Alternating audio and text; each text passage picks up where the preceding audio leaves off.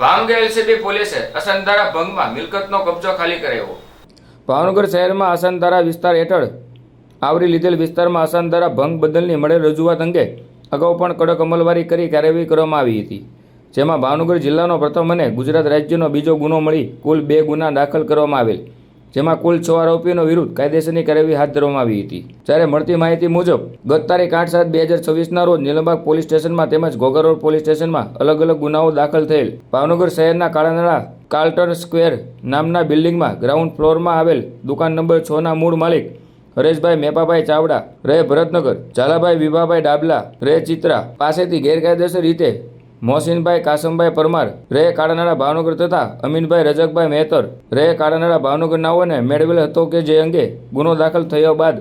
આરોપીએ મિલકતનો કબજો ખાલી કરેલ। ભાવનગર શહેરના ક્રેસન્ટ સર્કલ ડોન ચોક જતા રસ્તામાં HDFC બેંકની સામે આવેલ મિલકત અર્થ કોમ્પ્લેક્સ શોપ નંબર 10 ડોન ચોક મહાલક્ષ્મી સ્કૂલવાળા ખાંચામાં આવેલ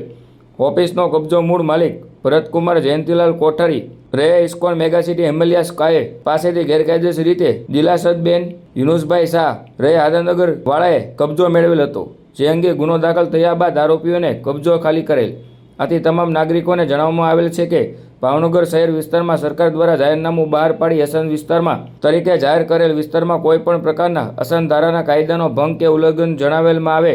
તેની માહિતી જિલ્લા પોલીસને જણાવી શકે છે।